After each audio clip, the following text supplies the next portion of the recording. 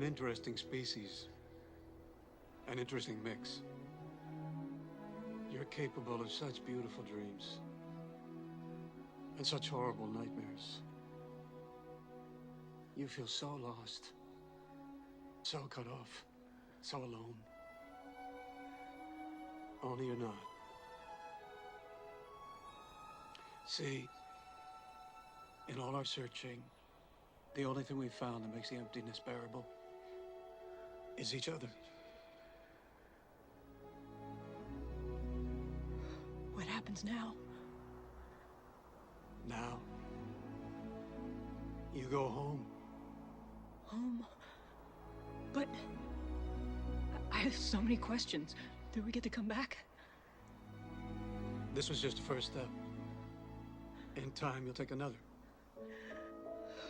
But other people need to see what I've seen. They need to see... This is the way it's been done for billions of years. Small moves, Ellie. Small moves. Mae'Govannen, my Elven Brothers and Sisters. Today, with Gentle Musings of an Elven Scholar, I wanted to cover a topic I've been thinking about for about a month now, due to all the fears and concerns that are going on with the coronavirus. I had a video about this, I guess about several weeks ago, but I wanted to cover something else that I've been seeing a lot of on Facebook and in social media about how people are thinking that this is going to change the world. All right, in some ways for the better, in some ways for the worse. As you just saw, the little video clip, that was from Contact, and that's really what this video is all about. It's about baby steps and where the world might really be going and what we can really expect from it without too big full-blown ideals and things of that nature. So let's talk about that for a little bit. All right. It's kind of sad for me to say this because a lot of people do see a lot of uniting on a local level and maybe even on a state level, and maybe a little country on a countrywide level, but a lot of people are looking at the world as being united now in love. And I'm sad to say, because I have seen this for myself over and over for a very long time, that the world is united, absolutely is, but it's united in fear. And people are making judgments based on fear. Remember how I've mentioned before in my past videos that life, if you want to compare it to a coin, that it has two sides. And on one side is fear, and on the other side is love. And every day that we wake up, every action that we take, we get a choice. Do we choose out of fear or we choose out of love? And unfortunately, there has been mass hysteria over this. I am a doctor. My wife and I have a medical clinic. We treat these types of issues. We treat viruses just about every day in the clinic. We know what's going on with this virus, and we know that while there are some serious issues with this, like any virus like the flu, there have also been exaggerations, but that's not what this video is about. I'm not going to get into all that. What I'm getting to is whether this is a great virus or a mild virus, we still have the choice to choose out of fear and out of love. And so the world is united in fear and making some very, very bad choices. People are giving up their freedom for a false sense of security. I love what I saw, an old phrase from Henry Ford a long time ago. Any man who thinks he can be happy and prosperous by letting the government take care of him better take a closer look at the American Indian. You think that you're being better taken care of, but you're not. Okay, we all have the capacity to make well-informed decisions, and that's what is most lacking in this world today. And we'll talk about that in a few minutes, and that is education. Teach people to take care of themselves. You don't need to remove their civil liberties in order to be able to do that. Because what is happening now, all right, and I have seen it, what is happening now has happened before, and it will happen again, over and over again until people eventually learn. All right. So, but one of the things that's come out of this I've seen on social media is that we're heading for a new world, that people are going to unite and are going to realize what's going on and the world will change. And while I have a point of positivity to mention here in a minute, I will say something on a more pragmatic level. The world is changing, but it's not going to be for the better. It has never happened in human history. It will not happen now. But what is changing is the individual. Okay, all the predictions of a new world, whether you look at Native American, whether you look at Christian with Revelations, whether you look at the Muslim, all religions have some form of prophecy of a world that will eventually be united and in tune with itself, the people living in tune with the world. And I do believe that will happen. Someday it will happen. But I think it is a long way from now, because as you saw in the video with Contact, the little video clip, this is a natural course of events with a civilization, on a civilization level. It will be a long time coming. But what can happen is you, right now, you can change. You can create that new world for yourself.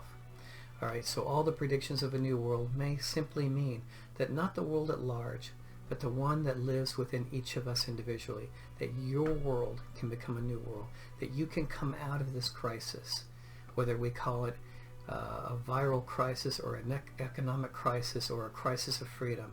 You can create a new world for yourself. And from that, okay, we can produce something even more beautiful, because we then go out and we help others.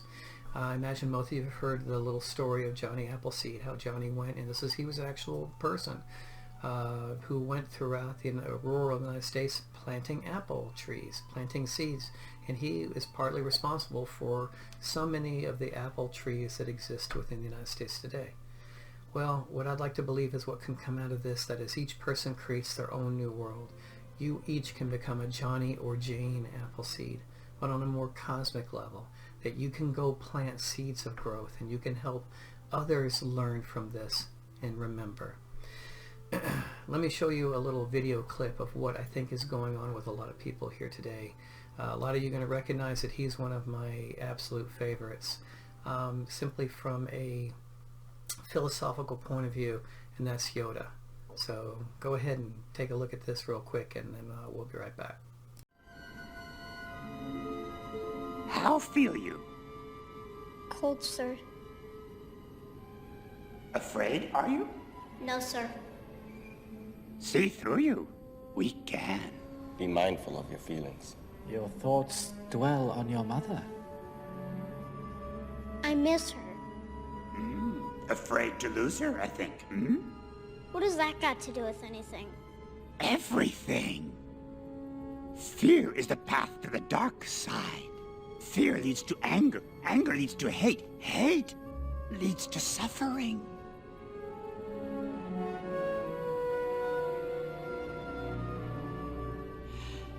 I sense much fear in you. So it's true. Fear leads to anger. Anger leads to hate, and hate leads to suffering. When you make a decision out of fear, it will lead to anger, then to hate, and then finally to suffering, which is what we're seeing on a worldwide level. Okay, what about the reverse of that? All right, how about, let's take the other side of the coin, that love leads to hope. Hope leads to action, and action leads to healing of both yourself and of the world. You can make that choice out of fear, or you can make that choice out of love. It's up to you. But remember, love leads to hope, hope leads to action, and action leads to healing. Alright, so we have that option every day to make that kind of choice. Alright, so in some ways this video is a little bit negative, sounding like, okay, they're all doomed, the world's not going to come out of this any better than it was before. I recently saw, and that's not actually the case, I saw a very well written dissertation on the web about 2 weeks ago from this one lady who basically came out and said very similar to what I'm saying now, but it sounded more doomsday. You think the world's going to get better, it's not going to get better. In fact, it's going to get worse, and things are going to get worse because you've lost your freedoms, and more freedoms are going to be taken, on and on and on and on. And the posts on the thread where people were commenting said, okay, now I want to kill myself, now I'm really depressed. Okay, there's some truth to what she said, okay, because this is human nature within a civilization, that the civilizations don't really progress on a spiritual level. The people do. The civilization doesn't. There has never in any time in human history that a civilization has ever lasted.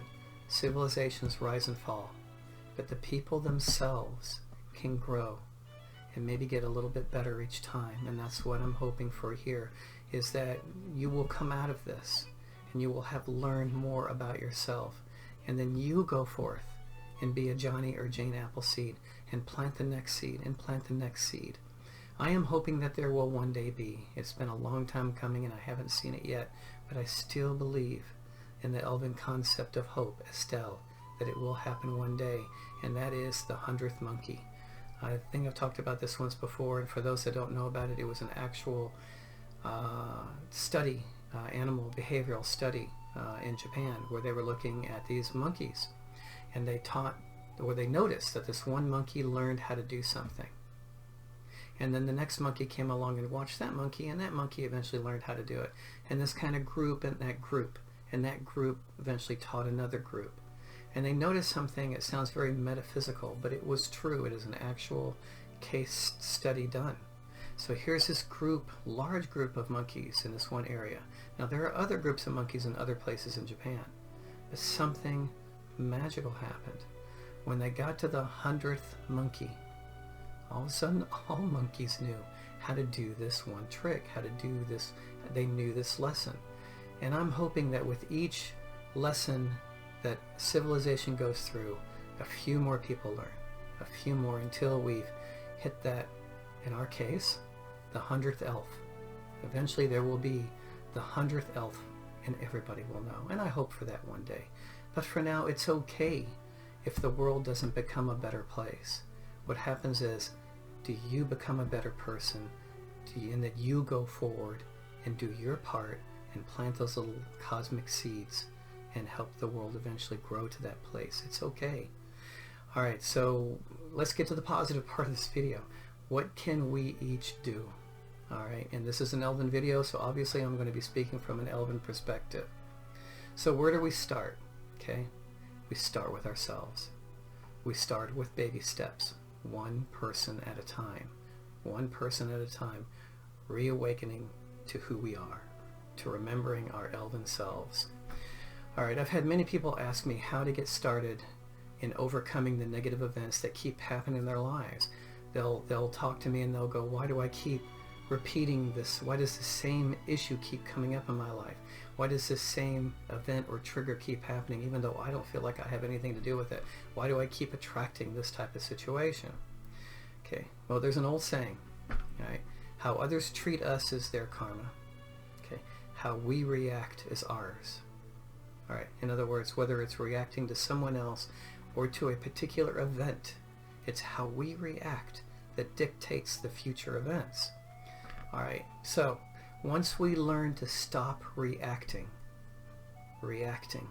which basically means on an instinctive emotional level, once we learn to stop reacting and to embrace each moment, embrace the moment, each lesson and embrace each moment with love, we will be able to move on from that lesson and then move on to the next.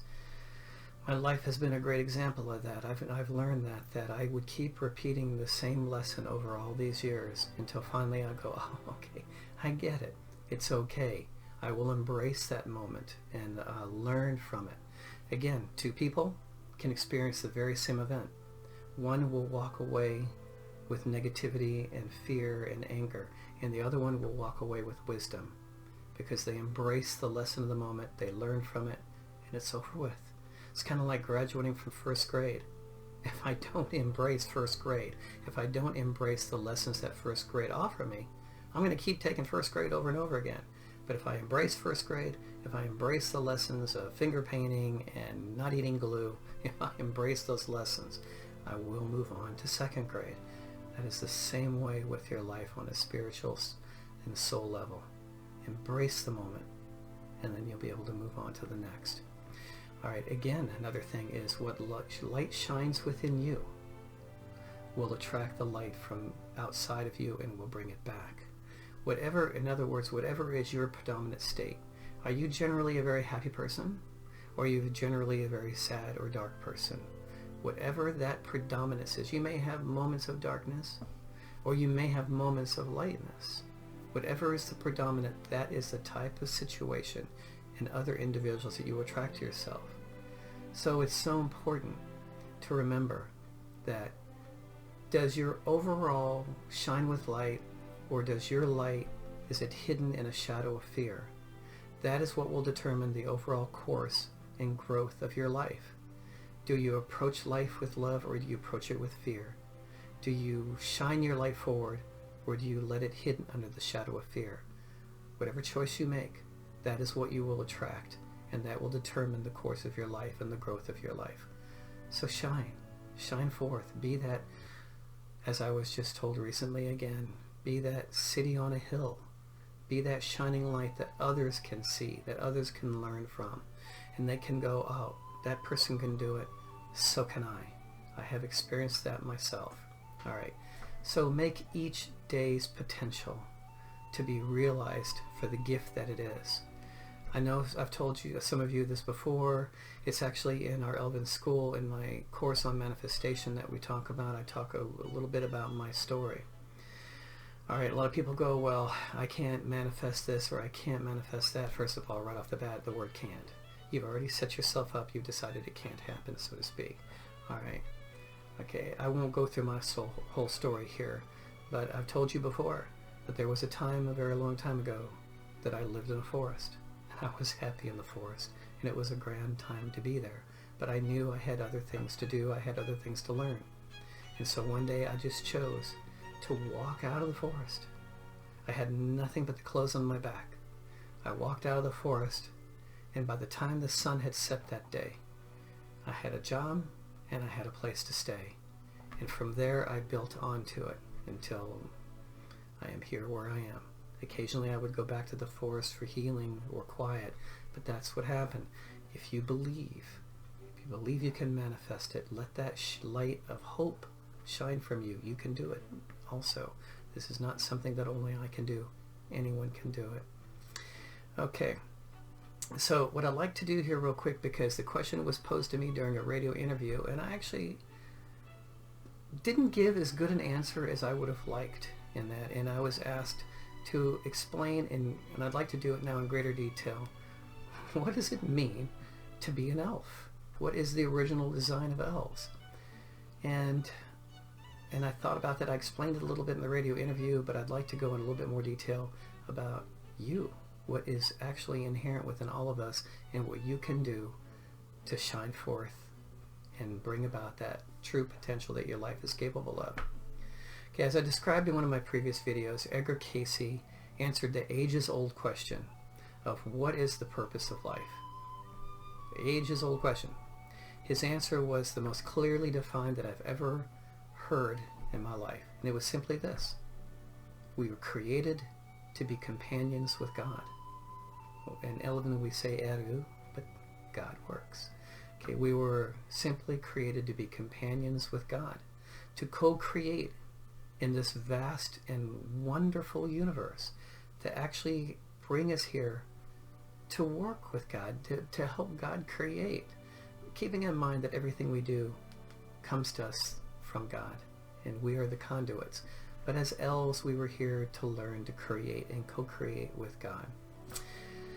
Okay, in one definition of elf, if one definition could be given, for me it would be that we have been given the gift to work within this creation in a balanced and centered manner, to continue to add beauty and to build onto what Eru, God, originally created.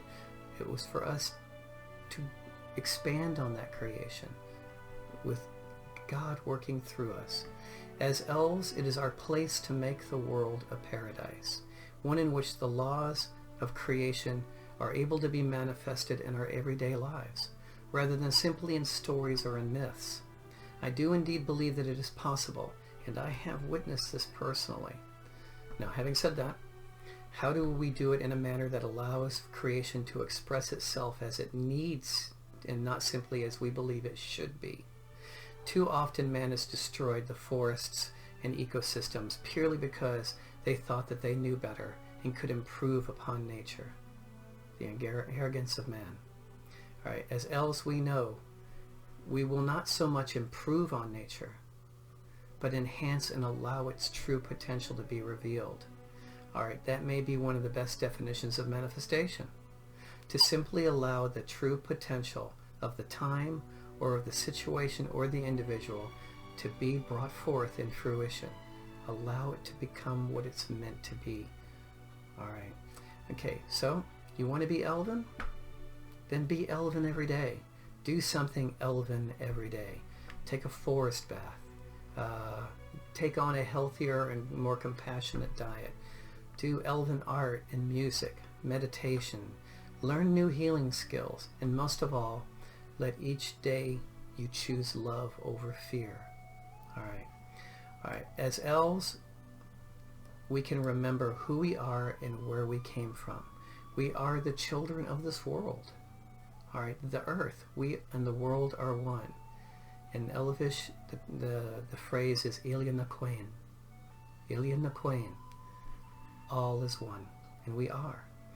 All right. Maybe now more than ever, the world needs us all to awaken to our elven selves, to our true elven selves, because we are the stewards of this world. Man is not the steward. Man attempts to mold and manipulate the world into his vision. Elves choose to let the vision come through them, to let it manifest through them. That is a huge difference. Man attempts to manipulate and mold, and we allow the potential of the world to come through us and be manifested into reality. All right, so it means to find our true selves and to reach that full potential, to realize the oneness we have with the land, the sea, and the air, with our mother, the earth. It means to remember that we were created for one reason, to be companions of Eru, with God, and co-create with the universe. To co-create with the universe. What an amazing gift. To take our place as healers of the world and to bring it back to what it was always meant to be. The paradise sung in the beginning of the universe. That's our job. That's what we're here for. Alright, so that's what I wanted to talk about today for a little bit. I also wanted to say thank you, the Lambaingal Order, the Elven School of Lore Masters, is now just a little bit over 1 day old, and I wanted to say, we want to say thank you for all the students that have been joining up. It is such a gift to us that you allow us to offer to you, to the community, this gift of teaching. So thank you very much for everything that you've all been doing, and we look forward to growing with all of you in this community. May you all have a most blessed and love-filled day. Namaste.